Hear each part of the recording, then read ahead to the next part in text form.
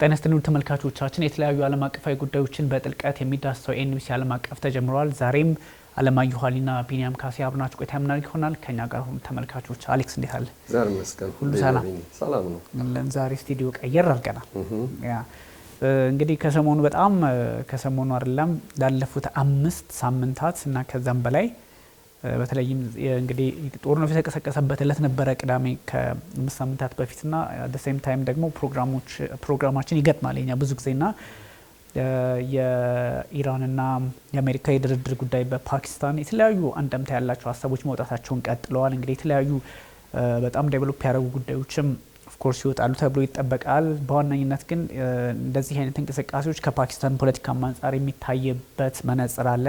ከገልፎቹም አንጻር እንደዚሁም ደግሞ ፓኪስታን ከሳውዲም ጋር ከኢራንም ጋር ከአሜሪካም ጋር የተሻለ ዩኒክ የሚባል ዲፕሎማሲ ስላላት ከዛ አንጻር አብሮ የሚቃኝ ነውና ብዙ ሰዎች የዚህ የመካከለኛው ምስራቅን ጉዳይ አሁንም በተስፋም በስጋት ነው የሚመለከቱትና ትንሽ የነ ጄዲ ቫንስ ወደ ኢስላማባድ መምጣት እንደዚሁም ደግሞ እነ አፈጉባኤው የኢራኑ ወደ ፓኪስታን አት ዘ ሴም ታይም በእርግጥ እነሳቸው ምሽቱን ነው የገቡት። በዚህ ሁኔታ ላይ ያሉ እንግዲህ የፓኪስታኑ ጠቅላይ ሚኒስትር አናግረው በተለያዩ ጉዳዮች ላይ ይመክራሉ። እንግዲህ ምናየው ይሆናል ብዙ ነገሮችን ግን እኛ በጠቅላላ እንደምታው ላይ አተኩረን እንነጋገራለን። አሌክስ ዓለም ተስፋም ስጋትም አለባት። ኦፍ ኮርስ አንዳንድ ጉዳዮች በተስፋ ሊታዩ ቢችሉም አንዳንድ ደግሞ በስጋት የሚታዩ ናቸውና ከሚለው እንደው የተወሰነ ያሉን ሀሳቦች ናንሳና ዲቴይል እንመጣለን። ለኢራን አሁን ሌላ እንደገና አዲስ ወቅት እንደማለት ይቆጠራል። አሁን ምክንያቱም እንደምታስታውሰው የሟች አሊ ሆሚኒ 40 ቀናቸው መታሰቢያቸውን ጨርሰዋል። የሀዘን ጊዜያቸውን መባል ይቻላል። እርግጥ ያው የኢራን ሕዝብ በልቡም ቢሆን ከባድ ሀዘን ግን ይህን የሀዘን ጊዜ በመጨረሳቸው ትንሽ ፋታም ሊያገኙ ይችላሉ።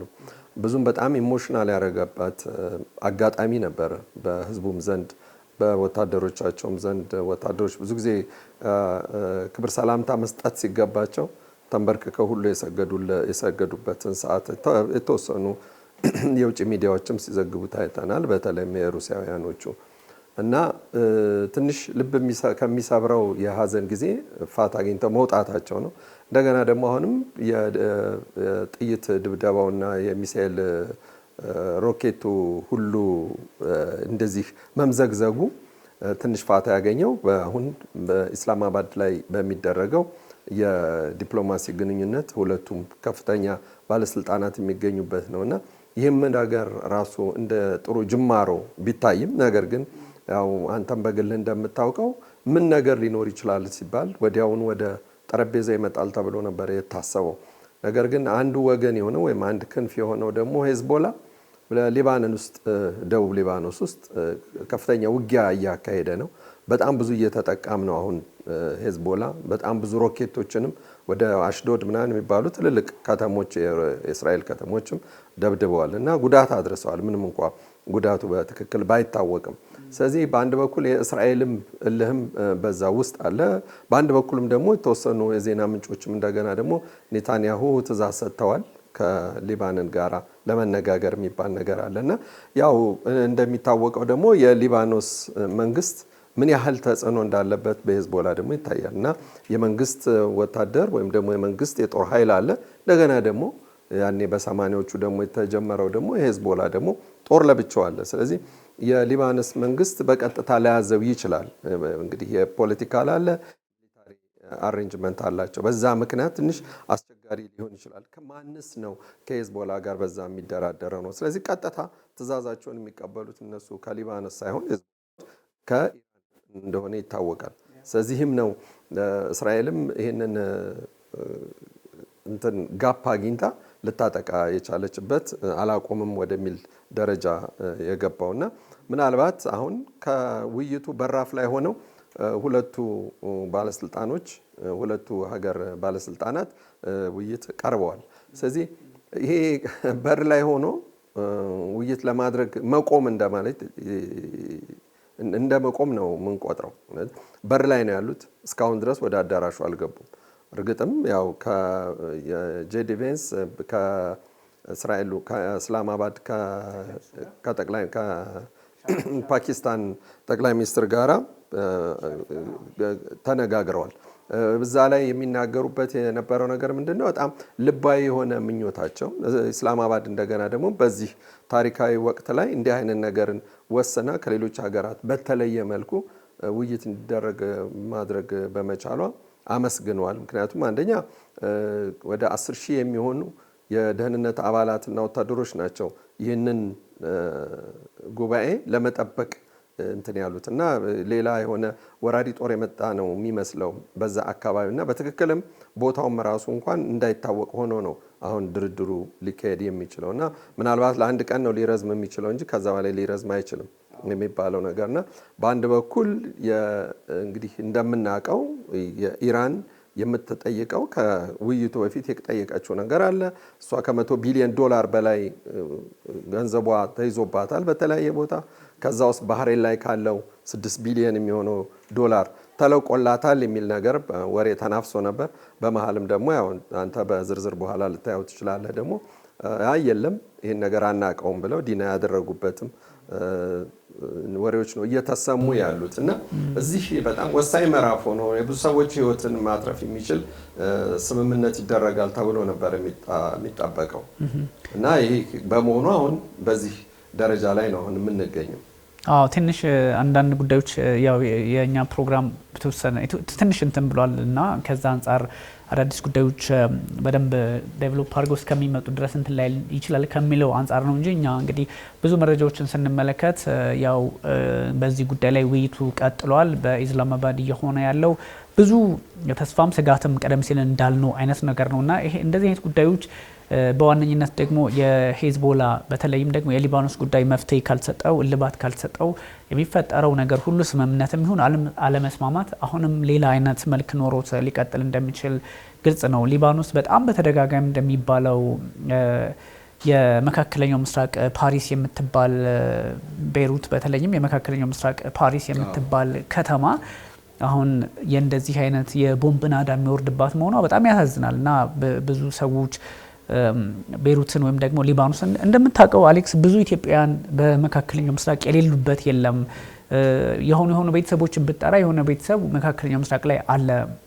በተለይም ደግሞ በነ ሊባኖስ በገልፍ ሀገራት በነ ካታር በመሳሰሉ ሀገራትና በአብዛኛው ደግሞ እዛ አካባቢ እንቅስቃሴ ይደረጋል እስራኤልን ጨምሮ በጣም በርካታ ኢትዮጵያውያን ባሉበት ሁኔታ ነው። ይሄ ጦርነት ሩቅ አይደለም የሚባለውም ከዛ አንፃር ነውና እንዲያውም አንዳንድ መረጃዎችን የተመለከትን ነበረ። ኢትዮጵያ ውስጥ ኢትዮጵያውያን ሆነው እዛ ሀገር የሚኖሩ መንግስት ፕሮቴክት ያደርጋቸው መንግስት ቅድሚያ የሚሰጠው የራሱን ህዝብ ነው። ኦብቪየስሊ ምንም እንኳን እዛ ሀገር ለበርካታ ዓመታት ለ10 ዓመታት ምናምን የቆዩ ሆነው የዛ ሀገር ዜግነት ኖሯቸው ቢሆን ግን አፍተር ኦል ለዚህም ነው መጀመሪያ ራስ ላይ መጠንከር ራስ ላይ መስራት ራስ ላይ ያለ ልዩነት መዝጋት ያስፈልጋል የሚባለው ከዛ አንፃር ነውና ምንም ቢሆን ምን መጀመሪያ ቅድም የሚሰጠው ለራሱ የበቃ ለማንነቴ ቅርቡ ናቸው ብሎ የሚያስበው ነው እንጂ ኢትዮጵያዊ ሆነው ሊባኖሳዊ የሆነ ዜግነት ያላቸው ሰዎችም ጭምር በዚህ ጦርነት ኢምፓክትድ ናቸው። ኢምፓክትድ የሆኑት እንግዲህ እንደምታውቀው እዚህ ሀገር ሁለት ቡድን ነው ያለው አይደል? ሁለት ጽንፍ ነው ያለው።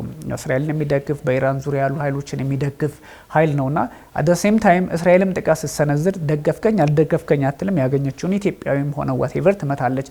አት ዘ ሴም ታይም ደግሞ ከሊባኖስ ከሂዝቦላ የሚወነጨፈው ኢትዮጵያዊ ነህ ምናምን ብሎ ይደግፈኛል ይኮነነኛል ብሎ ነገር የለም። ሁሉም ነው እና አይቀርም ሁሉም ነገር ላይ ገፈት ቀማሽ ሆነን በሁለቱም ሳይድ ነው። በኢራንም በኩል ትመታለ አስፈላጊ ከሆነ በሊባኖስ በኩልም እንደዚሁ አስፈላጊ ከሆነ ትመታለና እነዚህ ነገሮች ስትመለከት ፖለቲካሊ ጥንቃቄ ያስፈልገዋል የሚለውን ለማየት ነው እና እንዲያውም የሊባኖስ ፖለቲካ እንዳልኩ በብዙ ነገር ከፋፍሎት ነው የሄዱት። እንደምታውቀው ኦቶማን ኤምፓየሮች ነበሩ አይደለ? ከዛ በፊትም ያለውን ታሪክ የምታውቀው ነው። ልክ ኢትዮጵያ ከ3000 እስከ 5000 ዘመናት ታሪክ አለን እንደምንለው ሁሉ ሊባኖስም አት ዘ ሴም ታይም እስከ 5000 ዓመት ታሪክ እንዳላት የሚነገርላት ሀገር ናትና እንደው ስታነሳ አንዳንድ ጉዳዮች ብዙ ታላቅ የነበሩ ሀገራት የሚወድቁበት አጋጣሚ ተፈጠረው በውስጣቸው ባሉ ኃይላት መከፋፈልና አቅማቸው አለመጠንከር ፕላስ ደግሞ በውጭ ያሉ ኃይሎች እንደነ እስራኤል አይነቶቹ ጫና ስለሚፈጥሩባቸው ነው እና እንደዚህ አይነት ነገሮችን ቀድሞ ስራ መስራት የሚጠበቀው ከመንግስትም ብቻ አይደለም። እንደዚህ ብዙ ትምህርት ስለሚሰጥ ነው። ሊባኖስን የመሰለች ሀገር እንደዚህ ፈራርሳ እስራኤል እንደፈለገች ገብታ በየትኛው አቅጣጫ ነው በአራቱም አቅጣጫዎች F-35 እንኳን ላትጠቀም ትችላለች። ኖርማል ፋይተር ጀቶችን ተጠቅማ ገብታ ነው የምትወጣው። ምንም አያደርግም ሊባኖስ መንግስትና እንደምታውቀው ከ1916 እስከ 18 ባለው በዛ ጊዜ በነበረው ስፓን ነበሩ አይደል ኦቶማኖች በአንደኛው ዓለም ጦርነት መሀል ላይ ጀምሮ እስከ መጨረሻው። ከዛም በኋላ ፈረንሳይ ናት 1920 እስከ 43 ልክ ፍልስጤማውያን ከ23 እስከ 47 እንግሊዝ እንደወሰደችው በማንዴት ወይም በሞግዚትነት ሊባኖስም ላይ የሆነው ያ ነውና ኦፍ ኮርስ ቀደም ብሎ ነው ነጻ የወጡት ሊባኖሳውያን 1943 ላይ ከወጡ በኋላ እንግዲህ ከዛም በኋላ ነው እንግዲህ የፐርል ሲቲ ምናምን ትባልም ነበር። እነ ጠቅላይ ሚኒስትር ቤንያሚን ኔታንያሁ እንኳን በዛ ስም ይጠሯታል እና ከ1943 ጀምሮ እስከ 75 በጣም የዓለማችን የፋይናንስ የኢኮኖሚ የብዙ ማዕከል ሀብ የሆነች የሄደች ከተማ 1975 ላይ እንግዲህ ያው ደግሞ እርስ በርስ ጦርነታቸውን አመጡ። እየደቀቀች ሄደች እስከ 90 ከዛም በኋላ ሂዝቦላ መጡ። እንዲህ እያለ የቀጠለ ሀገር ነው። በጣም የሚያሳዝን ግን አሌክስ ስቲል እና ኢማኑኤል ማክሮን ፈረንሳይ ተቆርቋሪ ነኝ ብላ ያስባሉ። ባለፈው አንተም እንደነገርከኝ ብዙ ማንነቶችም እዛ ስለተሰሩ ከዛ አንጻርም ሊሆን ይችላል። በዋነኝነት ግን የሀገሪቱ የሲስተሙ ያስቃል። ፕሬዚዳንት ሁሌ የሚሆነው ከሜሮናይት ክርስቲያን ከሚባሉት ነው። ፕሬዚዳንት ሁሌ መሆን አለበት። ከዛ ደግሞ የእንትኑን ጉዳይ ጠቅላይ ሚኒስትሩ ብዙ ጊዜ ሱኒ መሆን አለበት ተብሎ ይታሰባል። ሱኒ ሙስሊም። ከዛ ደግሞ የአፈ ጉባኤ መሆን ያለበት የፓርላማው ከሺያ ነው የሚሆነው እና እንደዚህ አድርገው ለሶስት እዛ ስርዓታቸው ውስጥ እንኳን ገብተውባቸዋል። ላይ የተፈጠረው እንግዲህ መቼ እንደሆነ ይታወቃልና በዚህ ልክ ነው ፖለቲካቸውን አጋልጠው የሰጡት ሊባኖሳውያን። ዳይን ህዝቡ አሁን ዋጋ ይከፍላልና እንደዚህ አይነት ነገሮች ኢራን አሁን ይሄኛውን ሴኩር ለማድረግ የድርድሩ መፍትሄ ምናምን መጀመሪያ አሁን እንደዚህ አይነት ጥያቄዎች ልታነሳ ትችላለች ኢራን። ግን ይሄን ለፖለቲካ ሌቨሬጅ የመጠቀም ያህል እንዲያውም ሆርሙዝ ላይ የሚጠቀሙትን ያህል በዚህም በዛም ማለፍ አይቻልም የሚባለውን አት ዘ ሴም ታይም ደግሞ እነሱም የሊባኖስን የሂዝቦላን ጉዳይ ወይም ደግሞ የመንም ኢራቅ ውስጥም ጥያቄ ሲያነሱ መጀመሪያ ግን ትንሽ አረቀ መከራከር ልክ ፕሬዚዳንት ዶናልድ ትራምፕ ሰፊ የማይደረስበት ሀሳብ ይሰጡና ከዛ የሚፈልጉትን በመሀል ያሳካሉ እንደሚባለው። ለምሳሌ ጋዛ ሙሉ በሙሉ ሪቬራ እናረጋታለን ካሉ በኋላ ግን በውስጣቸው ማድረግ የማይችሉበትን እድል ቢፈጠርም ግን ብዙ ስራዎችን አርቀው ለመስራት እድል ይፈጥራሉና እንደዛ አይነት ነገር ነው የሚመስለው እንጂ የምርም አንደኛ እስራኤልም የምታቆም ሀገር አይደለችም። በጣም አሁን አንዳንድ ነገሮች ስትመለከት አግሬሲቭሊ ነው ጥቃት የምትሰነዝረው። የሚያልቁት ህጻናት እና ትልልቅ ሰዎች ብዙ ኢትዮጵያውያንም ኢምፓክትድ ናቸው። አንዳንድ ሚዲያዎችን እየተመለከትኩ ነበርና የሊባኖስ መንግስትን ፕሮቴክት ያደርጋቸውም ለራሱም አይችልም። ሲቀጥል ደግሞ ዜግነቱም እንዳለ ይኑራቸውም አይኑራቸውም ቅድሚያ መስጠት ያለበትን ይሰጣል እና ብዙ ጥያቄዎች ያሉበት ስለሆነ ሜቢ ድርድሮቹ እንደው ተስፋም ስጋትም ያለባቸው ናቸው። በተደጋጋሚ የምንለው ከዚህ አንጻር ነው። የሆነ ነገር ቢፈጠር ነገ ሌላ ነገር ሊፈጠር የሚችልበት አውድም ስላለ ነው። አሌክስ ጥሩ ዘርዝረዋል። ለተመልካቾቻችንም በደንብ በሚገባ የኋላ ዳራውን ማሳየት ጥሩ ነው። እዚህ ጋር ግን አሁን ለየት አድርገን የምናየው ነገር ምንድን ነው? የሆነ ሀገራት ይኖራሉ ተከብረው የነበሩ ሀገራት እና በጥቂት የሆነ በቃ ሁልጊዜ አጥማጅ የሆነ ፖለቲካ የሚጠነሰስበት ዘመን አለ እና ከዛ ዘመን ውስጥ ገፈት ቀማሽ የሆነችው አንዷ ሊባኖስ ነች እና በ1980ዎቹም በአጥር መልክ ማለት ነው ታጥረው የሙስሊም የክርስቲያን እየተባለ ሁሉ ተጨፋጭፈዋል። የጋብቻ ዝምድና ሁሉ ያላቸው ጭምር ነው ህይወታቸውን ያጡት። በጣም በርካታ የሆኑ ህንፃዎች ናቸው የወደሙት። እንግዲህ አሁን ይሄ ጊዜ የሆነው 30 ዓመት ባልሞላው ጊዜ ውስጥ ነው ይሄ ነገር ሊፈጸም የቻለው ዳግም ማለት ነው። አሁን ይሄ ነገር ደቡባዊ ሊባኖስ ላይ ተደረገ እንጂ መግፋቱ አይቀርም። ምክንያቱም እንትና ሂዝቦላ የሚያዘው ደቡባዊ ሊባኖስን ብቻ አይደለም፣ የፓርላማም አባላት ስለሆኑ ሂዝቦላዎች ሊያሰፉት ይችላሉ። ስለዚህ ምንም አይነት የአየር መከላከያ በሌለበት ሀገር ላይ እስራኤል ምንም አይነት ጥቃት ብትፈጽም የራሴ ግዛት ነው እስከ ማለት ደረጃ ነው ያደረሳት እና ጋዛ ላይ የተደገመችውን ነገር ድጋሚ መናገር እንዳይሆን ነው እንጂ ባለፈውም የተነጋገርንበት ነገር አለ። ጋዛ ላይ ያጠሩትን ያህል አሁንም ማጥራት ነው የሚፈልገው። እንግዲህ ባሳለፍናቸው 3-4 ቀናት ውስጥ ራሱ ሐማስ ላይ የሐማስ እንትኖች አሉ ሴሎች አሉ በሚል እንግዲህ ባሳለፈው ነው ሳምንት ራሱ ብዙ እንትኖች ፍልስጤማውያን ወደ ሀገራቸው ቀድሞ ወደ ነበሩበት ስፍራ በዛ ፍርስራሽ እንኳን መሃል መኖር ፈልገው ሲመጡ በጥይትና በአስለቃሽ ጭስ ነው ያባረሯቸው። ያ ነገር አሁንም ድጋሚ እንዳይመጣ በሚል ማለት ነው በእስራኤል መንግስት አይደለም በሊባን ላይ። ስለዚህ አሁን የሊባንን ተስፋ ያለው በኢራን እጅ መሆኑ ነው ትንሽ የሚያሳዝነው። ምክንያቱም ኢራኖች ባሉበት አቋም የማይነቃነቁ ከሆነ ዶናልድ ትራምፕ በእርግጠኛነት ያችን የ2 ሳምንት ጊዜ የሰጧትን ሰዓት ራሱ ይሰርዙታል ብዬ ነው የማምነው በእርግጠኝነትም ማለት ነው። እና ሁለተኛው ደግሞ መለስ ብለንም አሁንም ወደ ድርድሩም ስንመጣ ጄዲ ቬንስ እንደሚፈልጉ ስላዩ ብቻ ዶናልድ ትራምፕ ፐርሰናሊ ነው አንተም ሄደህ ውይይቱን እንድትመራ ወይም ደግሞ እነ ኩሽነርን ይዘው መሄድ እንዳለባቸው የነገሯቸውና ያሳወቋቸው።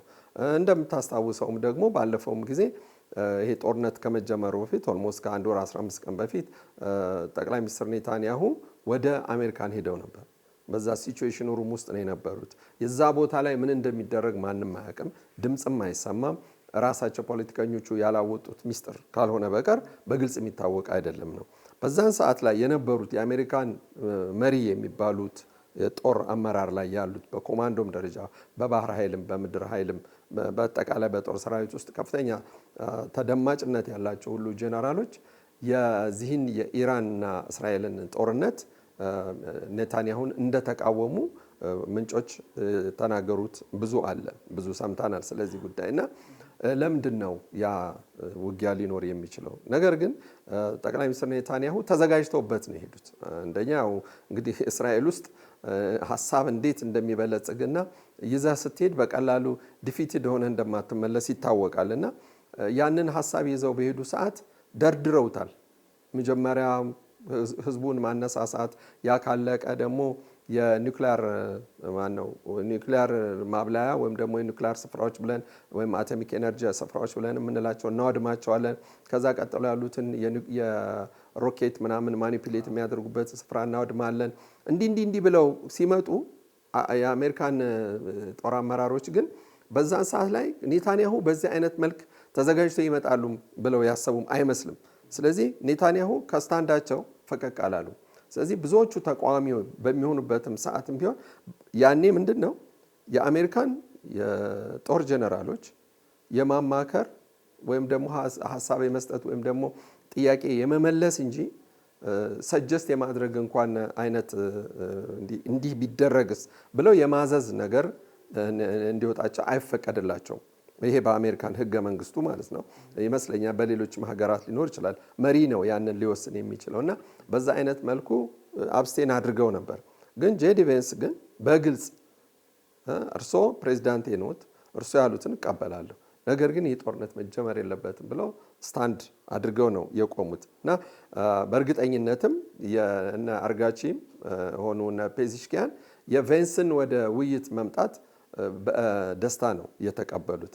እንደገና ደግሞ እንደምታውቀው ኢራኖች ካላቸው እንግዲህ የረጅም ዓመት የመደራደር ችሎታና ይሄ አርቆ የማሰብ መቼም ያው ጥንታዊ ስልጣኔው የመጣው ዘመናዊም ስልጣኔውም ቢሆን ትልቅ ደረጃ የደረሰባት ሀገር ህዝብ ናትና ውይይት ለማድረግ ሲሞክሩ ብዙውን ጊዜ ተጠንቅቀውና እርጋታ ነው በጣም ረጅም ሰዓት እንደሚፈጅባቸው ይታወቃል።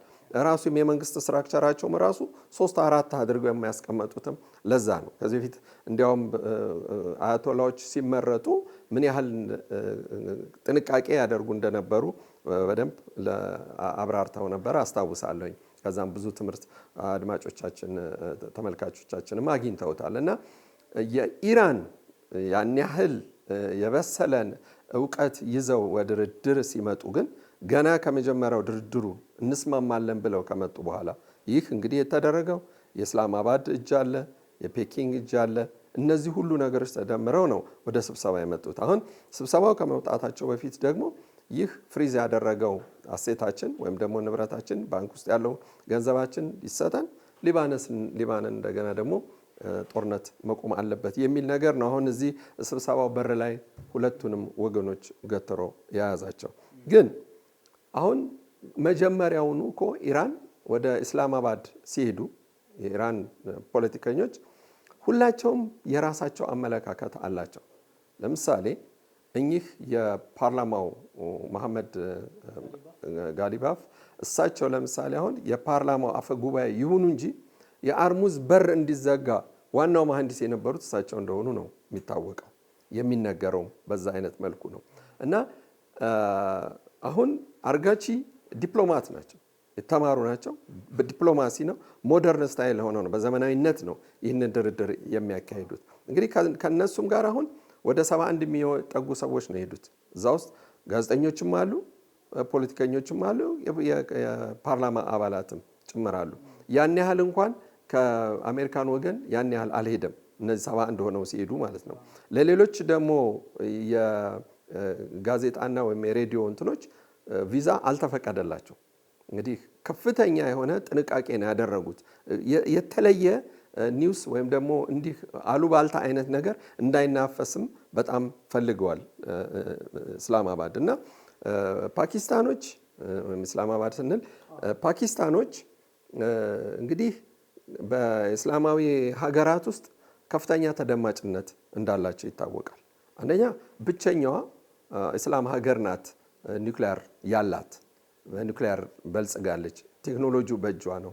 ሁለተኛ እንደገና ደግሞ በአውሮፓም ሆነ በአሜሪካ ወይም ከሌሎች አረብ ሀገራትም ጋር ያላት ግንኙነትና ቅርኝነት እጅግ በጣም ከፍተኛ ነው። ብዙ ጊዜ ፕሮብሌሙ ሲገቡ የምታያቸው ከህንዶች ከአጠገባቸው ካሉት ከህንዶቹ ጋር ነው እንጂ ከሌሎች ሀገራት ጋር ይሄ ችግር የለባቸውም። የመጀመሪያው የአቶሚክ ቦምቡን እንደሰሩ ኒውክሊየር እንደታጠቁ የመጀመሪያውን ኮንግራጁሌሽን ያቀረቡት የኢራን ፕሬዚዳንት ናቸው በዛን ሰዓት። ስለዚህ ይህ ነገር ብቻውን ራሱ ትልቅ ሮል አለው፣ ትልቅ ሚና አለው፣ ተሰሚነት እንዲኖረው ማለት ነው ይህንን ለማድረግ። ሁለተኛ እንደገና ደግሞ ሌላው ትልቁ ነገር ምንድነው? ብዙ ጊዜ ሰዎች የሚረሱት ነገር ፓኪስታንና ሳውዲ አረቢያ አንዱን ሀገር ሌላ የጠላት ወገን ቢመታው እሺ የጋራ የጦር ግንባር አላቸው፣ የጋራ የጦር ኃይል ጥምረት አላቸው። ስለዚህ ኢራኖችንም መጀመሪያ ሊያግባቡት የቻሉትም ምክንያትም ይሄ ነው። እናንተ አንድ ጥይት ወደ ሳውዲ አረቢያ በተኮሳችሁ ቁጥር እኛም ወደ እናንተ የመተኮስ መብት አለን። ምክንያቱም ኦልሬዲ የተቀመጠ ህግ አለ። ሳውዲ አረቢያና ፓኪስታን የተስማሙበት የጦር ስምምነት አለ። ያንን ነገር ነው ተግባራዊ የምናደርገው። ይህንንስ ትፈልጉታላችሁ ወይ ነው? አየው ሌላ ትልቁ እኮ እንትን በጣም በሳል የሆነ እንትን ነው ይዘው የመጡባቸው። በቃ ኢራኖች አሁን አንቀመጥም ማለት አይችሉም። ምክንያቱም እንደገና ከፓኪስታን በኩል ሌላ ውርጅብኝ ሊመጣ አይችልም። ምክንያቱም ፓኪስታን እጅግ በጣም ከፍተኛ የሆኑ እንትኖች ተዋጊ ጀቶች አሏት፣ ሌተስት የሆኑት እንግዲህ ወደ ኒውክሊያሩ እንኳን ሳንሄድ ማለት ነው። እና በዛም ሌላ እንትን ነው ያላት። ስለዚህ ፓኪስታኖች ደግሞ ሳውዲ አረቢያዎችን አጋልጠው ሊሰጡ አይችሉም። ምናልባት ታስታውሰው ሊሆን ይችላል በ1970ዎቹ መጀመሪያ እንዲያውም ከኢትዮጵያ ከየካቲቱ አብዮት በፊት እኮ ኢራን ውስጥ ማነው የዮርዳኖስ ንጉስ ያሲር አራፋት ያኔ ወታደሮች ልካው ሊገለብጧቸው ሞክረው ነበር እና ኦልሬዲ ወደ ዮርዳኖስ ክልል ገብተው ነበር ፍልስጤማውያን በደንብ በስነ ስርዓት ጦር ይዘው ማለት ነው። እና ከስልጣን ሊያወርዷቸው በግድ በፈለጉ ሰዓት በዛን ሰዓት ዮርዳኖስና ፓኪስታን የጋራ ስምምነት ስለነበራቸው አባረው ነው ያስወጧቸው። እና በዛ ምክንያት ነው የዮርዳኖሱ ንጉስ ያንን ስፍራ መያዝ የቻሉት። ከዛም በኋላም እኮ ያለውን በጋዛም ፕሮብሌም በመጣ ጊዜ ወይም ደግሞ ከፓኪስታን ከፍልስጤሞች ጋራ ምንም አይነት ፖለቲካሊም ይሁን ወይም ደግሞ በሚሊታሪም ደረጃም ቢሆን በጥንቃቄ የሚያዋቸው ብዙውን ነገር ወደ ራሳቸው ድንበር በጋዛው እኮ እልቂት ጊዜ እኮ ራሱ አጥረውባቸዋል። አየ እና የፍልስጤሞችን እንትን ያውቃሉ፣ ገብተው ብዙ ነገር ሊያጠፉባቸው እንደሚችሉ ስለሚያውቁ ማለት ነው። ስለዚህ ፓኪስታን ከዮርዳኖስ ጋር በነበራት ጥብቅ ግንኙነት ምክንያት እነዛ ሰላም ልታገኝ ቻለች፣ አልካደችም። አሁን ሳውዲ አረቢያ ላይ ደግሞ ይሄ ሁሉ ውርጅብኝ ሲደርስ ሳውዲ አረቢያ ኢራንን መመከት አያቅታትም። ልትጎዳም ትችላለች፣ ሊጎዳዱም ይችላሉ። ነገር ግን በፓኪስታን በኩል ባላት ህጋዊ ስምምነትና በሁለቱ በሳውዲ አረቢያ መካከል ያለው ጥምረት እንኳን ቢመጣ ኢራንና እስራኤል ከሚያደርሱባት ጉዳት የበለጠ ልታደርስ ትችላለች ፓኪስታን። ስለዚህም ነው አሁን የፓኪስታን የኢስላማባዱ ድርድር ወደዚህ ወደ ጠረጴዛ ዙሪያ ሊመጡ የቻሉትም ትልቁ ምክንያት ይሄ ነው። እንዳውም ሳውዲ አረቢያ ላይ ፓኪስታን ጦር ጀቶችን ዲፕሎይ አድርጋለች የሚል መረጃ እየተመለከትኩ ነበረ። ፓክት ስላላቸው ነውና የተማሩ ናቸው የኢራን ፖለቲከኞች ወይም ደግሞ ተደራዳሪዎቹ ጭምር ስትለኝ እኮ የሰይድ አባስ አራግቺ እሳቸው ፒኤችዲ ሆልደር ናቸው። ልክ አሁን እኛ ሀገር ላይ ታይትሎች ምናምን እንደዚህ አይነት ነገር ካለ ዶክተር ሰንባዲ ምናምን አይነት ነገሮች እነሱ ብዙ እንትን የላቸውም እንደዛ እና አብዛኞቹ ዲፕሎማቶቻቸው እንደዛ አይነት ነገር አለ። ግን ስራቸው ነው ይሄ። ለምሳሌ ፎሬን ሚኒስትር መሆናቸው ነው ሰይድ አባስ አራግቺ የምናውቀው። ከዛ ውጭ ፒኤችዲ ይኖራቸው ምናምን ላናቅ እንችላለን። ብዙ ጊዜ አብዝተው ሜንሽን ስለማያደርጉ እሳቸውም ቢሆኑ ፕሬዚዳንቱም ቢሆኑ ጀነራል ሜዲክስ ናቸው። እንትን ግራጁዌት ያደረጉት በዛ ነው። ፕሮፌሰር ናቸው። በቃ አፍተር ኦል እነሱን ነገር ስትመለከት በጣም የበሰለ ይሄ ከአካዳሚክሱ አንጻር የበሰሉ እንደሆነ ኤክስፔሪንሳቸውም የሰሩባቸው ቦታዎችም በደንብ ያሳያሉ። ግን እነሱ በሀገራቸው ፖለቲካ ውስጥ ነው አብዛኞቹ የሚያልፉት። በዓለም አቀፍ ፖለቲካ ላይ ተሳትፎ እንዳያደርጉ ማዕቀቡ ምንም ጫና ስላለባቸው ሀገራቸው ውስጥ ባለው ብርታትና ጥንካሬ ነው። ለዛም ነው በነገራችን ላይ ሀገር በቀል እውቀትና አቅም ይዘው ጠንካራ ሆነዋል የሚባልላቸው ኢራኖች። እንዲህ ሲባል ግን አሁን ባለፉት የ40 ቀናት ጦርነት እንግዲህ ከዚህ በኋላ ያለውን ፈጣሪ ነው የሚያውቀው። በዛ እንትን ግን ያሳዩት ይሄ ፐርሲስተንትሊ አገራቸውን መቋቋም መቻላቸው ምናምን ከዛ አንጻር ዶክትሪናቸው የመጡበት ብቻችንን መጠንከር አለብን እንደዚህ አይነት ነገሮችን ይዘው ስለሄዱ ነውና እንደውም አንተና እኔ ባለፈው ስናወራ ኢትዮጵያን መውሰድ ያለባቸው ጉዳይ ቢኖር ኢትዮጵያን መውሰድ ያለብን እንደ ዜጋ ቢኖር በእንደዚህ አይነት የውጥንቅጥ ጊዜ አንድ ሆኖ መቆምን ነው የሚል ሀሳብ ስናነሳ ነበርና ያ ማለት እንግዲህ በተደጋጋሚ እንደምንለው ስለ ኢራን ጉዳይ ስናወራ እስራኤልን ያላወራን ወይም ደግሞ የእስራኤልን ጉዳይ እየገፋን እስራኤልን ሜንሽን ላለማድረግ አይደለም። ጉዳዩ የአሜሪካና የኢራን ስለሆነ ሞር ደግሞ ፎከሱ መካከለኛው ምስራቅ በዛ ላይ ኢራን ስለሆነ ነውና ብዙ ሰዎች አንዱ ሜንሽን ስታደርግ አንዱን ኦፍ ኮርስ ናቹራል ነው ብለህ ልትወስደው ካልቻልክ በስተቀር በጣም አስቸጋሪ ነው እንደምታየው። ይሄን ያደረጉት ግን ደግሞ በአብዛኛው ሚዲያ በተወሰነ መጠን የተቆጣጠሩ ሰዎች ሚዲያው ሲባል በሜንስትሪም ደረጃ ሳይሆን በተወሰነ በጥቃቅን ወይም ደግሞ በሶሻል ሚዲያ በምናምን ውስጥ ያሉ ሰዎች በፈለጉት ልክ አብዛኛውን ሕዝብ ማኒፕሌት የማድረግ እድሉን ስላገኙ በዛ ልክ እንዲቃኝ ካልሆነ በስተቀር ሁሉም ቅድም ያነሳነው ነው። ሊባኖስ ላይ ያሉ ኢትዮጵያውያን ሁለቱም ነው የሚመቱት ሲባል እስራኤልም ተመታለች። ኢራንም ባለፈው ስተኩስ ኢትዮጵያውያን እንዳትመቱ ብላ ለይታ አይደለም ደጋፊ ያለኝ ኢትዮጵያ ውስጥ ስለዚህ መምታት አልፈልግም ብላ አይደለም ቶሱን ሆርሙዝን ስትዘጋኩ የሁሉንም ነው ቀጥ ያደረገችው። የወዳጄ የኢትዮጵያ ትለፍ ስትል አልሰማንም። የነ ህንድ የነ ፓኪስታን የነ ቻይና የነ ሩሲያ የግዙፎቹ ነው በቃ የሚያዋጡትን። ስለዚህ እንዲህ አይነት ነገር ሲኖር ኢትዮጵያውያንም መለስ ብለው ራሳቸውን ማሰብ ያስፈልግ የራሳቸውን ማሰብ የጊዜውን በቃ ሆይታው ምናምን ብቻ እያዩ የሆኑ መሰረታዊ እውነታዎችን መካድ አያስፈልግም የሚሉት ነገሮችን ታሳቢ ማድረግ ነው። እስራኤል በተደጋጋሚ እንደምል ከኛ በተቃራኒ ቆማ ታውቃለች። ኢራን ከኛ በተቃራኒ ቆማ ታውቃለች። በተመሳይ ደግሞ በተለያየ አቅጣጫ እንደዚሁ ቆመው ያውቃሉ። ሶስቱም ሀገራት ወዳጅ ሆነው ያውቃሉ።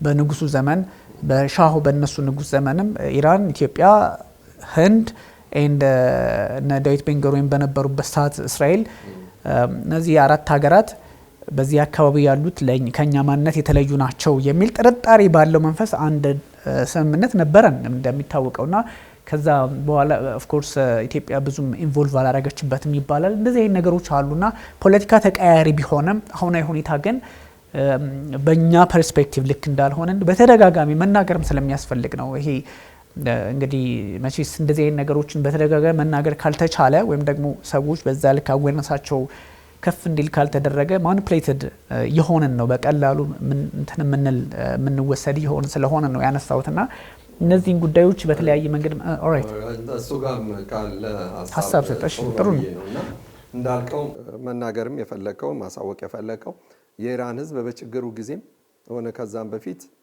በአንድ ወገን ሆኖ መቆሙን ነው አይደለም፣ በአንድነት መቆም ነው። እኛ ብዙውን ጊዜ ኢትዮጵያውያኖች የምንባል ዜጎች ብዙውን ጊዜ በችግር ጊዜ ብቻ ነው በአንድነት መቆም መቻላችንን የምናሳየው።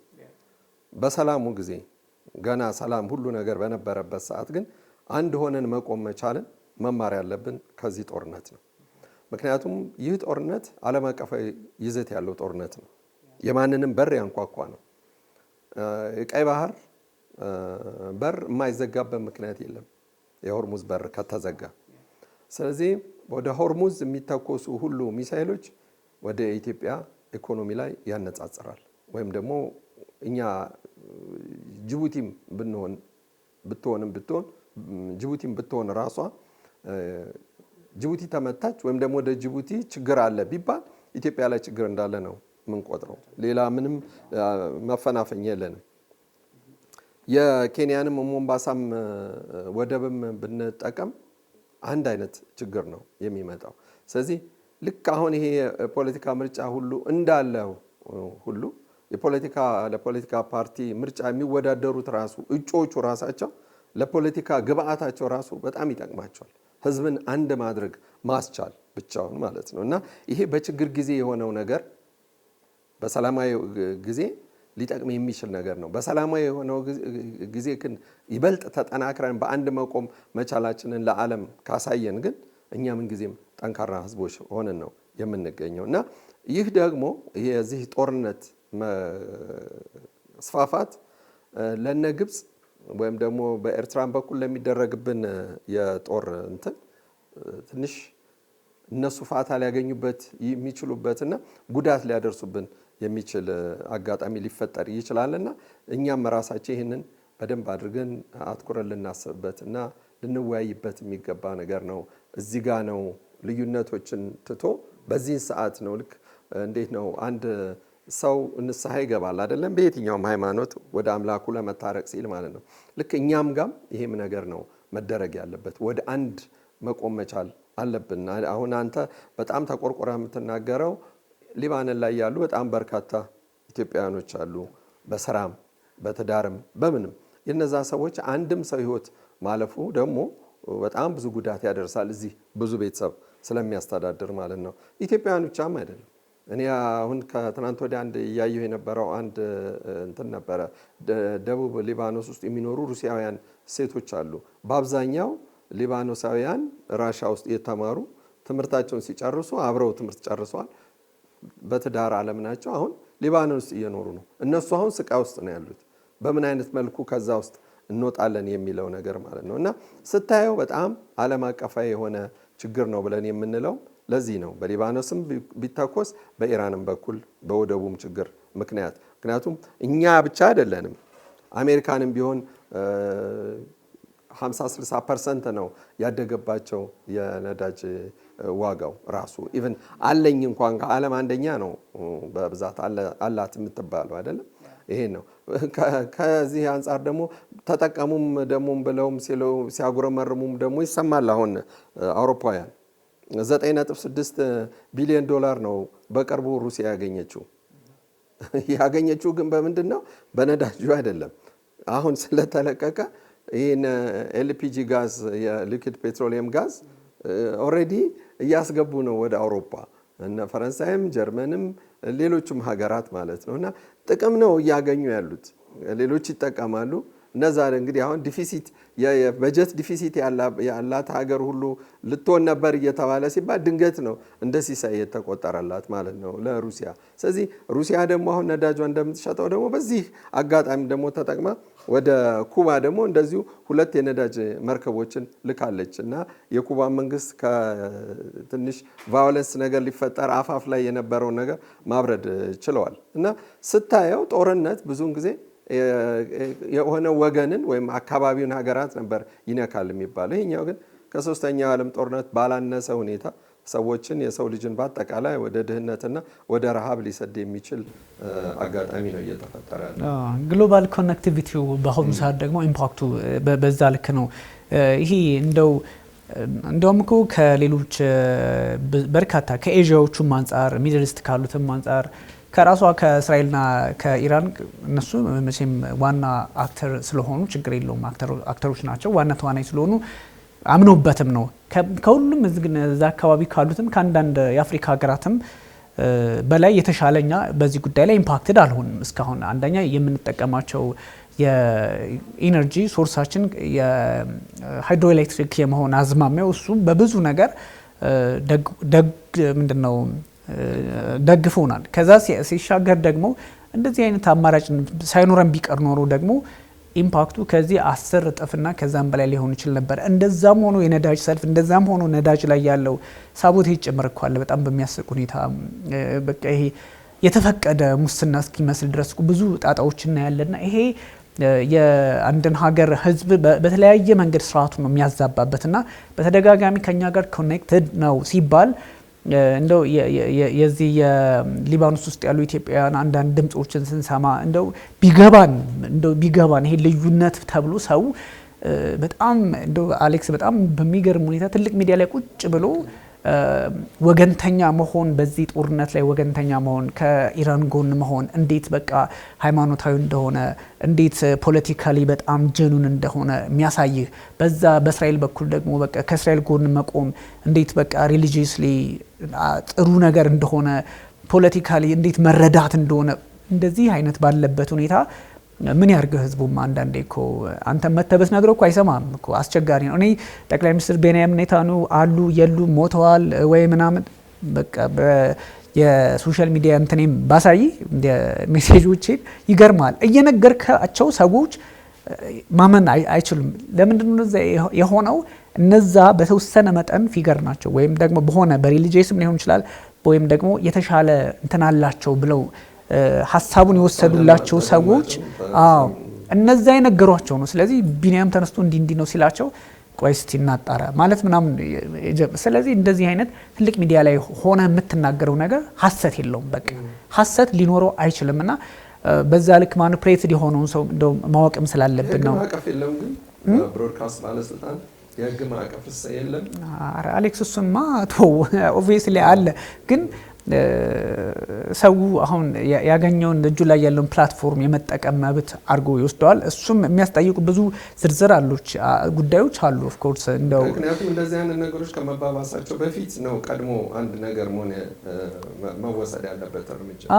በዋነኝነት እንደዛ ሆኖ ሳለ ግን ተቆርቋሪና ፕሮፌሽናል ሆነኝ የሚሉ ሰዎች ጉዳይ ላይ ማስተካከል ራሳቸውን መግዛት የተወሰኑ እንትኖችን የሚታዩ ነገሮችን ታሳቢ ማድረግ ላይ ሳይሆን እዛ ላይ መጀመሪያ ግለሰቡ ነበረ መስራት ያለበትና ትቸገራለህ ነው። ይሄ በተደጋጋሚ የጉዳዩን የምናነሳበት ምክንያትም ይሄ ነው። የሂዝቦላ ሊባኖስ ውስጥ ያሉ ኢትዮጵያውያን ጉዳዮችን ስናነሳኮ ከየትኛውም ሀገር በላይ እንዳልኩ በቀላሉ ጉዳት ሊደርስብን ይችላል ካለውም ርቀት። በእርግጥ በርካታ ኢትዮጵያውያን እንዳሉ ይታወቃል ሊባኖስም እስራኤል ውስጥም። ከዛ አንጻር ጉዳቱ ከባድ እንደሆነ ይታወቃል። ግን የሆኑ የእናቶች ድምጽ ምናምን ይሰማል እና ሲሰማ ቤተክርስቲያን ውስጥ ሆኖ ነው የሚያሳልፉት። ቤተክርስቲያን ሆኖ ሲያሳልፉ የሚሳኤል ድሪስ የሚባለው ይመጣል ሲመታ ምናምን እንትኖቹ ፍርስራሹ ይመጣል። ያን ነው ኤክስፕሌን የሚያደርጉት። ልጆቻቸው የሚያስፈራ ነገር እንዳያዩ ለመከላከል ለመመከት የሚያደርጉት ጥረት ስታዩ በጣም ፔይንፉል ነውና እነዚህ ነገሮችን ማሰብ ፕላስ ደግሞ ይሄኛው እንደው ለኛም ቅርብ ነው የሚለውን ለማሳየት እንደው ሊባኖስ ውስጥ ወይም ደግሞ ቤይሩት ውስጥ ቤተሰብ የሌለው የለም እስከሚባል ድረስ እኮ ኢትዮጵያውያን በጣም ይሄዱ ነበር እኮ ወደ መካከለኛው ምስራቅ ወደ ቤይሩት ምናምንና እሱን ታሳቢ ማድረግ ነውና እንደዚህ አይነት ሁኔታዎችን ጠቅለል አድርገህ ስትመለከት ጦርነቱ እንዲሁ ዝም ብሎ ፐርሰናል ይመጣል። ሲቀጥል ደግሞ ጂኦፖለቲካሊ በደንብ ነው ያለው። ይሄ ጦርነት 2 ወር በተከታታይ ቢቀጥል ቀይ ባህር ነው ቀጥ የሚለው። ቀይ ባህር ቀጥ አለ ማለት ይሄ ነዳጅ ምናምን የማዳበሪያ የሚባሉት ነገር ቀጥታ የሚተኮሰው የት እንደሆነ ታውቃለህ። ከ2000 እስከ 3000 ኪሎ ሜትር ከሆርሙዝ ሰርጥ እንኳን በኬንያና በሶማሊያ ጫፍ ርቀት ላይ ያለን ብለህ እንኳን ብትወስድ እስከ 3000 ኪሎ ሜትር ተብሎ ስለሚታሰብ ከዛ እንትን አለው ኦፍ ኮርስ ያንሳል። ኦፍ ኮርስ ግን 3000 ኪሎ ሜትር እንኳን ብትወስድ ኢራን የተኮሰችው 3800 ኪሎ ሜትር ደርሷል። ዴጎ ጋርሲያ ያን አይደርስም ወይ ነው እኛ ላይ ሚሳኤሉስ አይደርስም ወይ ነው? ጅቡቲ ሳትመታም ወይ ነው? ጅቡቲ ብትመታ ምንድነው የሚሆነው? ያ ሁሉ ጦር እዛው እኮ ነው የሚታኮሰው። 12 ሀገር ሲታኮስ ኢትዮጵያ አትነካም? እንደው ሌላውን ትተው እነሱ ነገሮች ታሳቢ ማድረግ የቀይ ባህር ፖለቲካ በሁቲም አማካኝነት ይሁን በራሷ በኤርትራም አማካኝነት ይሁን በራሳችንም ይሁን በማንም ደግሞ የመነካቱ እድል ሰፊ ነውና ብዙ ጊዜ እንላለን አይደል? እስቲ እቺን ነገር የፖለቲካው እያደገ እየበሰለ ሲመጣ እንነጋገርበታለን በሚል ያዝ የምናደርጋቸው ሀሳቦች አሉ። ይሄ ሁሉ የሚያሳይ ግን ጦርነቱ ዓለም አቀፋዊ ነው። ፕላስ ደግሞ አፍሪካ ቀንድን ማነጣጠር የቻለ ነው። ኢትዮጵያውያን ደግሞ እንደ ግለሰብም ኢትዮጵያውያን ጫና ውስጥ የሚያስገባ ሊባኖስ ውስጥ ያሉ ኢትዮጵያውያን፣ እስራኤል ውስጥ ያሉ ኢትዮጵያውያን፣ በቀጠናው ካታር የሌላለ እንደ አረብ ኤሚሬቶች፣ ሳውዲ አረቢያ የምታውቀው እኮ ነው። እኔም ቤተሰቦች አሉኝ ሳውዲ ምናምን። ዝም ብለህ ይሄ ጋዜጠኝነቱ ምናምን ትተው እንኳን ዝም ብለህ እንደ ግለሰብ ብታስብ እንደዚህ አይነት ጣጣ ይዞብህ ይመጣል። ግን ከዛ ውጭ ደግሞ ጂኦፖለቲካው ከምንም እና ከምንም በላይ ከባድ ስለሆነ ነው እንደዚህ አይነት ጉዳዮች ደጋግመን ማንሳትም የሚያስፈልገው። እንደምልህ ሁሌ ደግሞ ኤንቢሲ ኢትዮጵያ ጦርነት ይመጣል ብሎ አስቦ ወይ ምናምን አይደለም። ጀስት እንደዚህ አይነት ፐርስፔክቲቮች ለዓለም ፖለቲካ ያስፈልጋሉ ብሎ የተጀመረ ነው። እንደዚህ አይነት ጉዳዮች ከመታሰባቸው በፊት ትራምፕ ዳግም ወደ ስልጣን ከመምጣታቸው በፊት የመጣ ፕሮግራም ስለሆነ እንትንም እልበታለሁ። ኦብቪየስሊ ግን ትንሽ ጥንቃቄ የሚፈልግ ነው። ኢምፓክቱን አቅሎ ማየት አያስፈልግም ለማለት ነው። አሌክስ ምናልባት ስለ ኦራይት ሀሳብ አለ እዚህ ላይ ከተሳታፊዎቹ አንጻር የሆነ እንደ ፌስ ሴቪንግ አይነት ነገር ተመልክቻለሁኝ። በእነ መሐመድ ጋሊባፍ እና ጄዲ ቫንስ የገቡበት አሁን ትንሽ ለየት ያለ ነገርም አለውና ከዚህ አንጻር ከዚህ ቀደም የነበሩ ተወካዮችም ኦፍኮርስ ሄደዋል። እነ ኩሽነርም እነ ዊትኮፍም ሄደዋል። እነ ሰይድ አባስ አራግችም ከኢራን በኩል ሄደዋል። ግን ሁለቱን እንደ መሪ ጄዲ ቫንስ እንደ መሪ ኤንድ ጋሊባፍም ደግሞ እንደ መሪ ነውና እቺ ምን እንደው የተለየ ነገር ለመፍጠር አስበው ያደረጉት ይሆን? አይ አንደኛ የነ ኩሽነርንና እንትንን ኩሽነርንና ዊትኮፍን እንደ ፖለቲከኛ የሚያዋቸው አይደሉም። የኢራን ፖለቲከኞች ወይም በፖለቲካ አመራሮች፣ ምክንያቱም ቢዝነስ ማኖች ናቸው። ኢራን ውስጥ የሚጠላው ነገር እሱ ነው። ቢዝነስ ከፖለቲካ ጋር እንዲሄድ አይፈልጉም። ይሄ የኢራናውያን ዋና መለያ ባህሪያቸው ነው። ፖለቲከኛ ከሆንክ ፖለቲከኛ ነህ፣ ከገንዘብ ጋር የሚገናኝ ነገር የለም። ያልበለዚያ ገንዘብ ክፉ ነው፣ ኃጢአት ነው የሚያሰራው። ገንዘብ ያላቸው ከሆነ ብዙ ጉዳት በሀገራችን ላይ ያደርሳሉ። ስለዚህ ዊትኮፍ ዲታ ሀብታም እንደሆኑ ይታወቃል። ኩሽነርም እንደዛው ማለት ነው። ስለዚህ አሁን እዚህ ጋር ግን ስታየው አሜሪካን ነው እየተደራደረች ያለችው ከኢራን ጋር ወይስ ዶናልድ ትራምፕ ነው የሚደራደሩት አይነት ነገር ነው። እንዲያውም ሲናገሩ እኮ ያቺ ሰርጧ ሆርሙዝ ከማለት ፋንታ የትራምፕ ሰርጠ ብለው ካሉ በኋላ ሰው እንዴት እንደዚህ አይነት መጥፎ ስህተት ይሳሳታል ሁሉ ብለው ቀልዳቸውን ይሁን ብቻ የምራቸውን እዛ ጋር ይችን ቃል ተጠቅመዋት አልፈዋል። አየህ እና ምን ያህል ግለሰባዊ እንዳደረጉት ነው የምታየው ይሄንን። ከዚህም ደግሞ አንጻር እኮ አብረው 3 ጄኔራሎች ከባለፈው ሳምንት እንደተባረሩ ታውቃለህ። በዶናልድ ትራምፕ ቀጥተኛ ትዕዛዝ ነው እነዛ ከስልጣን የተነሱት ማለት ነው። ምናልባትም ከመከላከያ ከስራቸው ቦታ ሙሉ ሊያፈናቅሏቸው ይችላሉ እንግዲህ ካረሷቸው ዶናልድ ትራምፕ። ምክንያቱም እሳቸው እንደሚሳኤል ተኮሰ ረሳ እንደሚባለው እሳቸው የሚሆን ነገር ያደርጋሉ፣ ይረሱታል አይደለም። ግን እነዚህ ሰዎች ግን ካላቸው ስልጣን አውርደዋቸዋል። እንግዲህ የሚጻፍባቸው ሪፖርት ወይም ወደ ሌላ ወደ ህግም ምናምን ሊቀርቡም ሁሉ ይችላሉ። ብቻ ግን 3 ጄኔራሎችን ማባረር ቀላል ነገር አይደለም እና አሁን ዊትኮፍን እና ኩሽነርን ሳይቀበሉ የቀሩበት ዋናው ምክንያት እዛ ጋ የጄዲ ቫንስ እንትን አመለካከት በኢራን ህዝብ ውስጥ ወይም ደግሞ በኢራን ፖለቲከኞች ተቀባይነት ስላለ ነው ወይም ስለያዘ ነው። ሌላው እንደገና ደግሞ ከዚህም ለየትም ብሎ የሚልም እንግዲህ የእንተና የጄዲ ቫንስ መጻኢ ዕድላቸው እንግዲህ ከምክትል ፕሬዝዳንትነት ወደ ፕሬዝዳንትነት በሚቀጥለው ምርጫ ይሸጋገራሉ ተብሎ ይጠበቃል። ይህን ደግሞ ውይይት ማሳካት ከቻሉ ጄዲ ቫንስ ለእሳቸው የቀጣይ ፕሬዝዳንትነታቸው ካርዳቸውን እንደመዘዙ ነው። ጥሩ ተቀባይነትም እያገኙ ነው። እንዲያውም ከዚህም በፊት ከባለፈው ሮብም በዚሁ ጉዳይ ላይ ስንነጋገር የእሳቸው ፖፑላሪቲ የእሳቸው ተወዳጅነት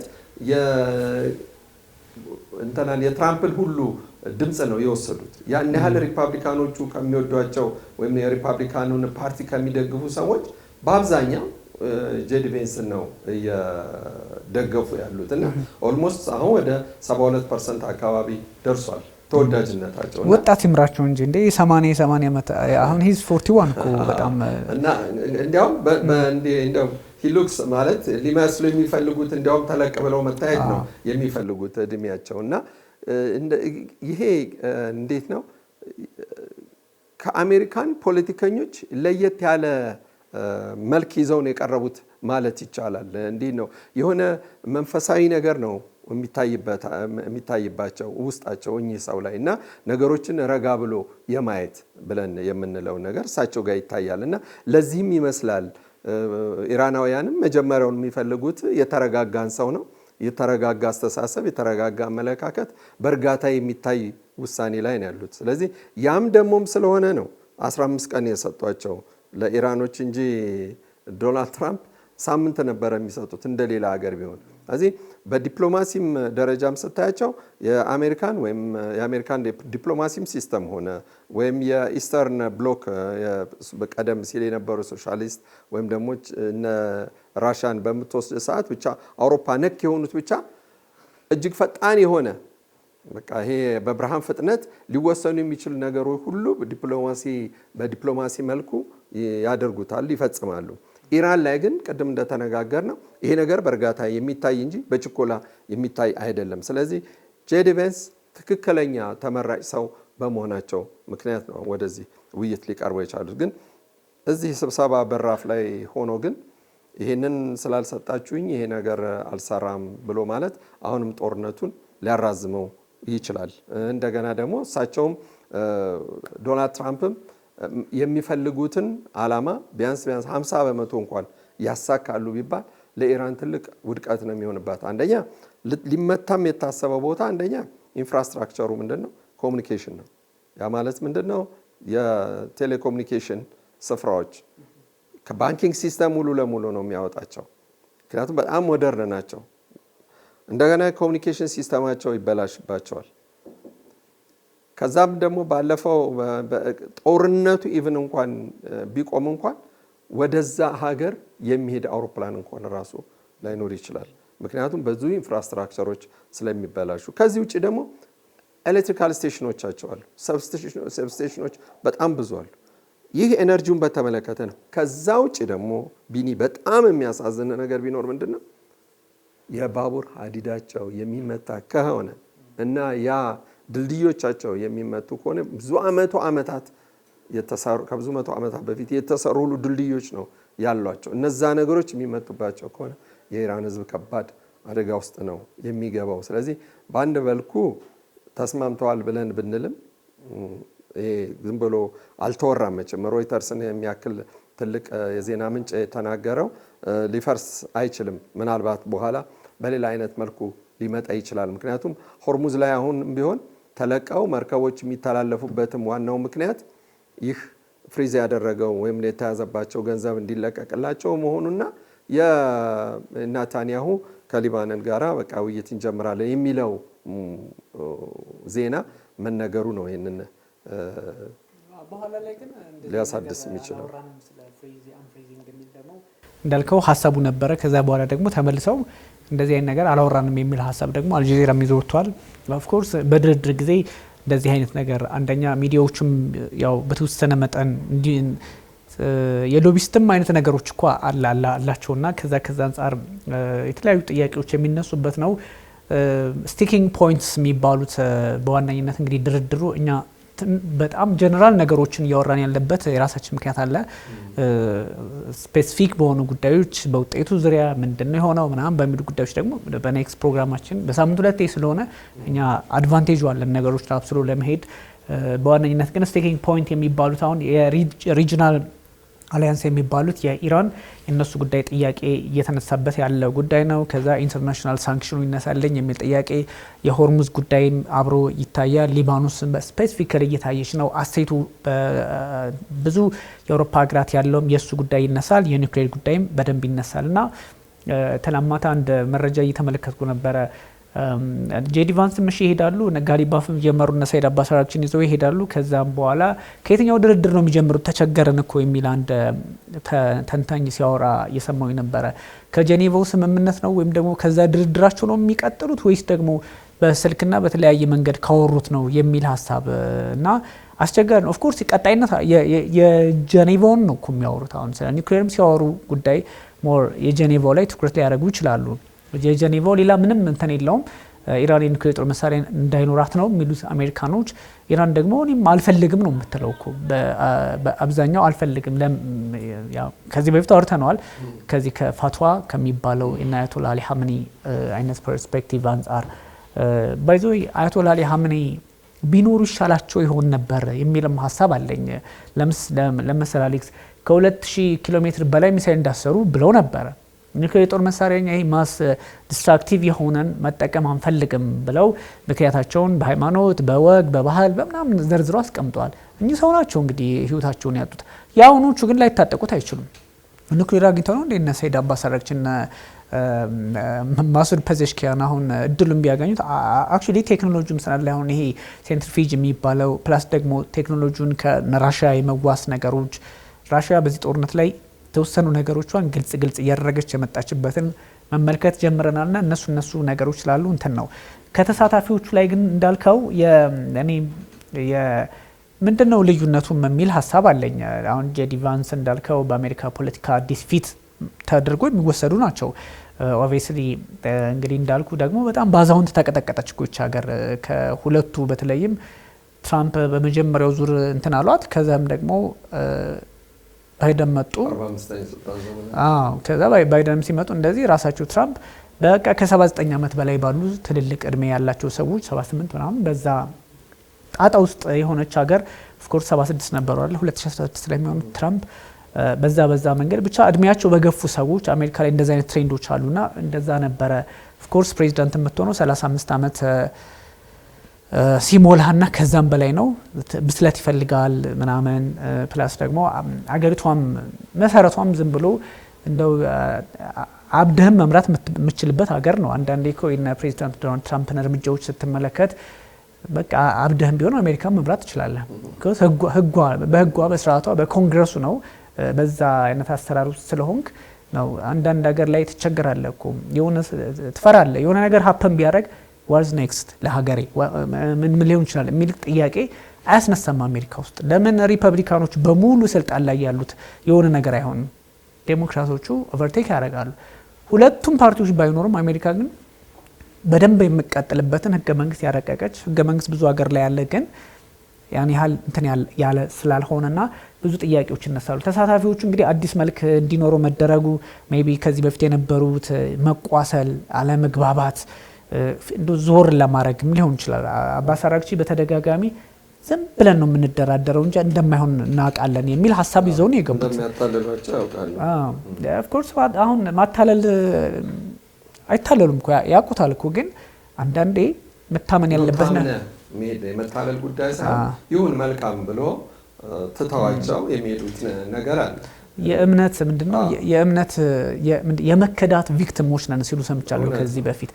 እንዲያውም አሁን እኮ ቀጥላለ ምንድን ነበረ ያስታወስኩት 1999 ይመስለኛል ልክ ሚሊኒየም ከመግባቱ በፊት ዩጎዝላቪያን የዛሬ 25 ዓመት ነው የቀጠቀጧት አሜሪካኖችና ኮአሊሽን ፎርስ ሆነው ማለት ነው። አውሮፓውያንም ጭምር ገብተዋል። ያን ጊዜ ሚሎሴቪች በጣም ተለምነው ነበረ። ያን ጊዜ እንትና ነበሩ የሩሲያ ጠቅላይ ሚኒስትር የነበሩት ያው ብዙ ጊዜ ሳነሳቸውም አይታል ኤቭጌኒ ፕሪማኮቭ እና እሳቸው ያን ጊዜ ከአሜሪካኖቹ ጋር በጣም ብዙ ጥሩ ግንኙነት ኖሯቸው ነበር። እንትናም ሚሎሴቪችም በጣም ድርቅ ያለ ነገር ነው የነበራቸው። ቦስኒያ ላይና ሄርዞጎቪና ላይ የነበረው ትልቅ ጥላቻ ያለው የሆነ ጄኖሳይድ በሚመስል መልኩ እርግጥም ጄኖሳይድ ነው ብለው ብዙዎች ያምናሉ። ግን ይሄ የሀገርን አንድነት ከማስጠበቅ አኳያ ነው ማለት ይቻላል። ምክንያቱም በሁለተኛው ዓለም ጦርነት በፊትም እንደዚሁ ዩጎዝላቪያን ለመበታተን ያልተደረገ ጥረት የለም እና ያን ጊዜ በነበረው በሶቪየት ህብረት ምክንያት ነው አንድነቷን ጠብቃ ልትቆይ የቻለችው። ከዛም በኋላ ያው ዩጎዝላቪያን መበታተን ቻሉ እና እንግዲህ ማርች የመጨረሻው ለ23 24 አካባቢ ላይ ይመስለኛል ያ ሁሉ ቦምብ የወረደው እና ትምህርት ቤቶች ተመተዋል። ይሄ የኤነርጂ ተቋማቸው ምናምን ነገር ፈርሷል። ኢንፍራስትራክቸሩን አውርደዋል፣ በታትነዋል። ድልድዮች ፈራርሰዋል፣ ሆስፒታሎች ተመተዋል። ያልተመታ ነገር አልነበረም። እንግዲህ ለሚሎሴቪች በሚል ማለት ነው። እንግዲህ በዛን ሰዓት ያ መመታቱ ዩጎዝላቪያን እንደገና ወደ 30-40 ዓመት ወደኋላ ጎትቷታል። ዶናልድ ትራምፕም በእርግጠኝነት ይህንን 25ኛ ዓመት ለማክበር ይመስላል አጀማመራቸው። ገና ከመጀመሪያ አሁን ዩክሬን ምናምን እንቅፋት ሆናባቸው ነው እንጂ በቃ የመጀመሪያው ውሳኔያቸው የነበረው ኢራን ላይ ነበረ። ያችን 25ኛ ዓመታቸውን የሚያከብሯት አሁን በዚህ ጊዜ ነው ሊሆን የሚችል የነበረው እና ግን ያ ስላልተሳካላቸው ነው። እና እንዳልከው እድሜያቸው የገፉ የአሜሪካን የፖለቲካ አመራሮች ምንጊዜም ለእንዲህ አይነት ነገር ጉልበታቸውን እዚህ ላይ ነው በብዛት የሚያውሉት። በዛን ሰዓትም ራሱ እኮ ጆ ባይደን ራሳቸው ትልቁ ሚና ይጫወቱ ነበር። በዛን ሰዓት ማለት ነው ሴኔተር ነበሩ በዛን ሰዓት። እና ኢራን ልክ የዩጎዝላቪያ አይነት እጣ እንዲደርሳት ነው አሁን እየተፈለገ ያለው ለማለት ፈልጌ ነው። እና መልእክተኞችም ብለን ስንል በቃ መልእክተኞች ብለን የምንላቸው ደጋግመን እንደምንነጋገረው ጓደኞቻቸውና የሚያምኗቸውን የራሳቸው እኔ የፈለኩት እኔ ያሰብኩት ነገር እንዲሳካልኝ እፈልጋለሁ ብለው በቃ ጀስት ሲምፕሊ በቀላል አማርኛ ደግሞ ፕራግማቲክ የሆነውን በቃ የኔን ማንነት ብቻ ዓለም እንዲያውቅልኝ በቃ ዓለም ንጉስ ነኝ የሚለውን ነገር ማወጅ ስለፈለጉ ብቻ ነው። እና ያ በነ ጄ ዲፌንስ በቬንስ በኩል ምናልባት ይሄ ነገር ሊረግብ ይችላል እንጂ ሰውየው ይሄን ነገር ከማድረግ ወደ ኋላ የሚሉ አይደሉም። ያው ጄዲ ቫንስም እንደምታውቀው የትራምፕን ሐሳብ ነው ይዘው የመጡት። ፕሬዚዳንቱ እንደተናገሩት ኦርደር እንዳረጉን እንደላኩኝ ምናምን ነው የሚሉት በኤርፎርስ ዋን ላይ ሆኖም ንግግር ሲያደርጉና ያው የእሳቸውን ሐሳብ ነው ሊደግሙ የሚችሉት የትራምፕ ቢሆንም ግን እነዛም ተደራዳሪዎች ጋር በሚነጋገሩ ሰዓት የንግግር ለውጥ ሊኖር ይችላል። ምክንያቱም መጀመሪያውኑ የኢራኑን እና እስራኤሉን ጦርነት የተቃወሙት የመጀመሪያው ፖለቲከኛ እሳቸው ብቻ ናቸው። አይ ምንም ጥያቄ የለውም እሱማ። ግን ይሄ በጣም በትልቁ ምስል ላይ የተለየ ልዩነት ያሳያሉ ተብሎ አይጠበቅም ከሚለው አንጻር ነው እንጂ በውይይት ሰዓትም ራሱ ግምት ውስጥ የሚያስገቡት ነገር ይኖራቸዋል። ይሄ ቢሆን ተወያይተውበት ወደ ፕሬዚደንቱም የሚያስተላልፉበትን እድል ይፈጥራሉ። እንዳልከው እንደነ ማናቸው እንደ ዊትኮፍ ደግሞ ሌላም ታይትል እኮ አላቸው። የመካከለኛው ምስራቅ ልዩ መልእክተኛ ከመሆናቸውም ውጭ የሰላም ተልእኮ እንደዚህ ልዩ መልእክተኛ ነገር ናቸው። እነዚህ ነገሮች እንግዲህ በዚህ ልክ ሊታዩ የሚችሉ ናቸውና አሌክስ ጉዟቸውም ስትመለከተው የተሳታፊዎቹም ነገር ፕሪኮንዲሽን ተደርገው የተወሰዱትም ጉዳዮች ምናምን በጣም ትንሽ ፖለቲካውን ስርዓቱ የሆርሙዝንም ጥያቄ በተለያየ መንገድ ሊመልስ የሚችል ነው ተብሎ ሊታሰብ ይችላል። ግን አሁንም በሁለቱም በኩል የፈለገ አይነት ድርድር ተደርጎ የፈለገ አይነት ስምምነት ቢደረግም እንኳን በሁለቱም መሪዎቻቸው አማካኝነት በሁለቱም ሳይድ በአሜሪካም በኢራንም በኩል ያሉት መሪዎች የሚሰጧቸው ሀሳቦች መግለጫዎቻቸው ጸባጫሪ ናቸው። ትራምፕ ገና ድርድሩ ሳይካሄድ ማይስማሙ ከሆነ እንመታለን ነው ያሉት። ፕላስ ደግሞ ኢራን ተከባ መቆየት አለባት፣ ከመካከለኛው ምስራቅ ምንም ጦራችን አይንቀሳቀስም፣ ኃይላችን እየጨመረ ይሄዳል ምናምን የሚሉ አፍራሽ ነገሮችን ነው እየሰጡ የሚገኘውና ብዙ ጉዳዮች ከተለያየ አቅጣጫ የሚታዩ ናቸው። የጉዞም ሁኔታ እኮ አሌክስ ጄዲ ቫንስ ሊገቡ ነው ከተባለ አመሩ ከ12 ሰዓታት በላይ ስልችት ብሎ ነው ጠዋት ላይ 4 ሰዓት ተኩል 3 ሰዓት ምናምን ላይ የገቡትና የነሱ ደግሞ በሁለት ፕሌን ማታ ነው ገብተው የነበረው 5 ሰዓት ወይ ምናምን እንደዚህ። ከዛ አንጻርም ብዙ ጥያቄዎች ከሴኩሪቲ አንጻር ኢስላማባድ አንተ እንደውም ስትለይ ነበር ጸጥ ረጭ ብላለች ያልከኝ ነበርና እነሱ ነገሮችን ስትመለከት በስጋት ላይ የተንጠለጠለ ውይይት ነውና ማክሲመም እንግዲህ በ24 ሰዓታት ውስጥ እንግዲህ አንዳች ትልቅ ለውጥ ያ ማለት አሁን ተስማሙም አልተስማሙም ደግሞ ድጋሚ ዙሮች ሀሳቦች ተጋርተው እኛ ሞር ከፓኪስታን ጠቅላይ ሚኒስትር ሻሪፍ ጋር ሁለቱም ጄዲ ቫንስም የኢራን ተወካዮችም ንግግራቸው ነው እንግዲህ ስሩ ሂም ነው ለሁለቱም የሚደርሰው። ከዛ ያው እንግዲህ የሚሆነውን ነገር እንመለከታለን። ግን አንዳንድ ሰዎች ፓኪስታን ለምን ተመረጠች የሚል ጥያቄ በስፋት ይነሳልና ፓኪስታን ቀደም ሲል አንስተናል አይደለ ከሳውዲ አረቢያም ጋር በጣም በሰላም የምትሰራ ሀገር ናት። ኢራንም ጋር በሰላም የምትሰራ ሀገር ናት። እዛ ላይ አሜሪካም ጋር በሰላም የምትሰራ ሀገር ናት። ዩኒክ ዲፕሎማሲ አላቸው ተብሎ ከሚታሰቡ ሀገራት አብራ በዛ ተርታ ውስጥ ያለች ናት። ኦፍ ኮርስ ከህንድ ጋር በነበራት ጦርነት በተወሰነ መጠን ጥያቄ ነበራት ፓኪስታን አሜን ቻይና ከፓኪስታን ጎን ናት ተብሎ ስለታሰበ ሴም ታይም ቻይናን ካውንተር ለማድረግ አሜሪካ ወደ ህንድ አዳላች የሚሉ መረጃዎች ይወጡ ነበረ። እንደዛም ሆኖ ኪሲንጀር ናቸው ያን ጊዜ ወደ እስላማባድ ሄደው እና ያን ጊዜ የደህንነት አማካሪ ነበሩ። የአሜሪካን ደህንነት አማካሪ በነበሩበት ሰዓት ነው ራሱ እና ያን ጊዜ ከህንድና ቻይናና አሜሪካን በፍጹም የማይነጋገሩ ሀገራት በነበሩ ሰዓት ኪሲንጀር ግን በድፍረት ሄደው ነበረ እስላማባድ። ከዛ በኋላ ያኔ በሚስጥር ነው የሄዱት እስላማባድ።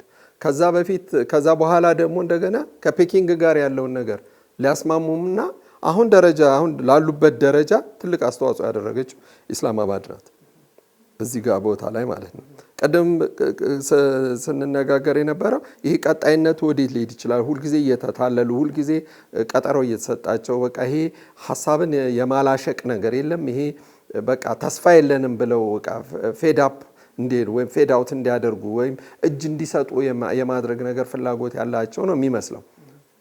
ኦልሞስት እኮ ፎር ላስት 25 ይርስ እኮ ነው ኦልሬዲ የኒውክሊየር ጉዳይ እኮ የሚነጋገሩት ኢራንና አሜሪካን ወይም ደግሞ የዓለም አቀፉ አቶሚክ ኤነርጂ ጋራ እና ኢራን እኮ የተወሰነ ድረስ ፈቅዳለች እንዲጎበኝ ማለት ነው።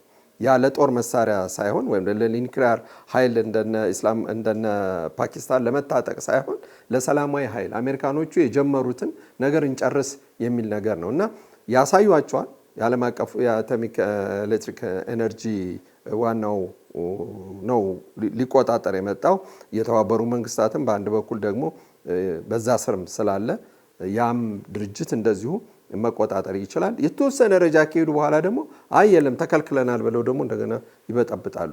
ከዚሁ ከተባበሩ መንግስታት ይሄዱት ግማሾቹም የሲአይኤ ሰላዮች ናቸው ተብሎ ነው የሚታመና ነውምም።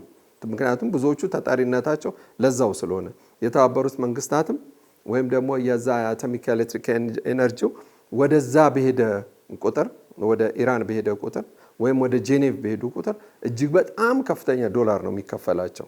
ስለዚህ እዛ በጣም የተንጣለለ ነገር ሳምንት ይፈጃል፣ 9 ቀን 10 ቀን የሚፈጅበት ጊዜ ያለ ውይይታቸው በቃ አሁን ፕሮዳክቲቭ ነው፣ በቃ አሁን ፕሮግሬሲቭሊ እየታየ ነው እየተባለ ነው የሄደው። መጨረሻ ላይ ወረቀት ላይ ነው ብቻ የቀረው ያ ጉዳይ እና ያኔም እንደዚህ በጣም ጥረት ተደርጓል። አሁን እንደዚህ በአፈሙዝ ተገደው ትፈርማላችሁ አትፈርሙም የሚል ነውና ጥንታዊ ሀገር ናት።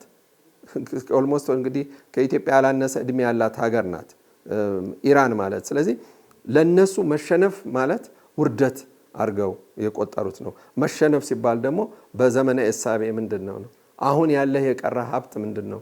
ራስክን መከላከል ትችላለህ ወይ? አሁን ደክማለች።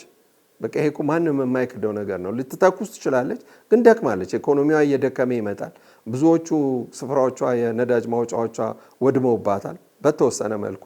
ድሮ በነበራት ጥንካሬ አሁን የሚሊታሪ ኃይሏን ልታስፋፋም አትችልም። እዛ ጋር አሜሪካኖችም ሆኑ እስራኤልም እንኳን ቢተዋት አሁን ባለችበት ደረጃ 20-30 ዓመት ወደ ኋላ ነው የተመለሰችውና እዛ ላይ ግን ቀደም ሳናነሳ የቀረነው ነገር ምንድነው? አሁን ይሄ 400 ኪሎ ግራም ኒውክሊየር ዩራኒየም አላት የምትባለው በካኒስተር ነው ተቀመጠ የሚባለው እና ራዲዬሽን እንዳይኖረው ተደርጎ ነው የተቀመጠው። ይህን ነገር አሜሪካኖች እኔ ወስደዋለሁ ባይ ናቸው ዶናልድ ትራምፕ። ኢራን ደግሞ የምትስማማም ቢሆን ለሩሲያ ነው እንደ አማካይ ሆና ልትሰጥ የምትፈልገውና የምትችለው እንጂ ለአሜሪካ ልትሰጥ አትችልም። ምክንያቱም ለአሜሪካን የምትሰጥ ከሆነ ሙሉ ለሙሉ በቃ እጅ እንደሰጡ ተደርጎ ነው የሚታሰበውና እዛ ላይ ለመድረስ ትንሽ ሊያስቸግር ይችላል እና ይህ የአቶሚክ የኒውክሊየር ኃይል ማብላያ ምናምን የሚባለውን ኢራኖች ሊስማሙበት ይችላል። ምክንያቱም እንደ ቀላል ነገር ሊያዩት የሚችሉ ነው። ቀደምም እንደተናገርከው ደግሞ አሊ ኻሜኒም ያን ነገር አይፈልጉትም ነበር።